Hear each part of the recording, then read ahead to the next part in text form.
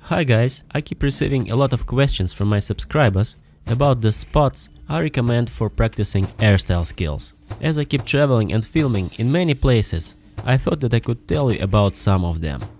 Let's start from a couple of spots I liked the most in Brazil.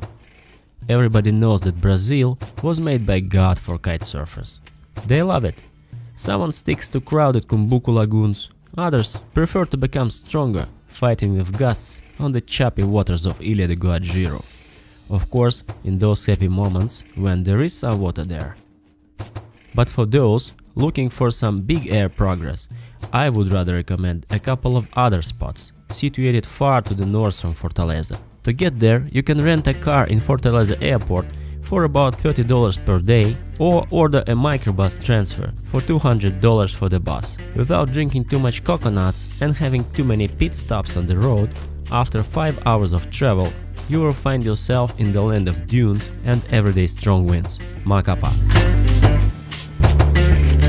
The place itself is a remote small village. The nearest place with ATMs, supermarkets and other useless things is Parnaíba, a city about 20 kilometers away. But normally you don't need all that, since you have everything you need in Macapá.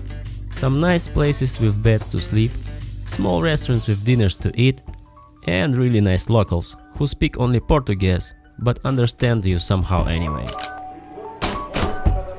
The main spot of Macapá is tide dependent, but since it's not a lagoon, you can always find a lot of Atlantic Ocean water to kite there.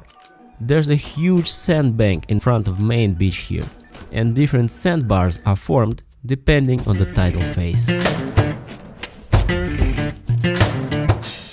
Sandbars bring not only nice flat water areas behind them, but also a great playground for boys and girls to have fun with sand, jumping and sliding over the bars. The wind here is much stronger than in Kumbuku. It keeps picking up all day long until the howling sunset, so you will definitely have enough power for your airstyle stuff. Flat water in combination with strong winds gives you the unique conditions to master your stance and powered riding for improving your big airs. So far we were talking about this sandbank area in front of the Macapá beach.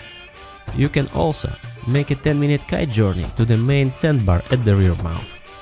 Mind the strong tidal current formed in that mouth. Try to hide behind the sandbar as soon as possible without losing your board. Here you can find huge flat water fields. Well, yeah, maybe a bit larger ones when it's high tide. To be precise, the flat water area behind the sandbar when the tide is high is about 800 meters wide.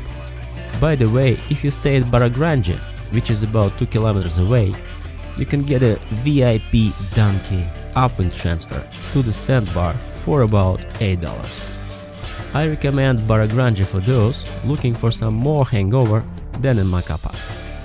Though the local Barra Grande spot itself is a really choppy place most of the time, and not worth taking a closer look from my point of view. The sandbar protecting the flat water area is clean and low. Mostly it's just sand, so the wind is constant and strong behind it.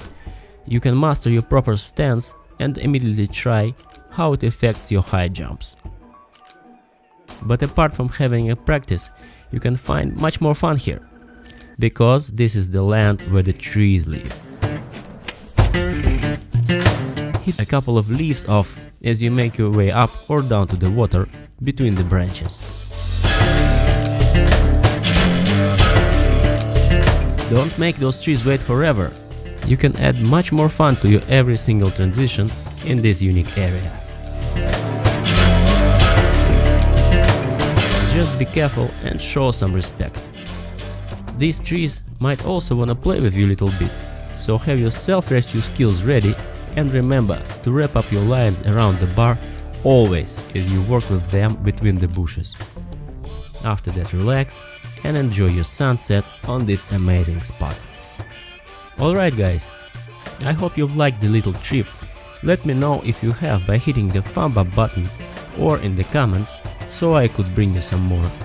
See you in the next episodes.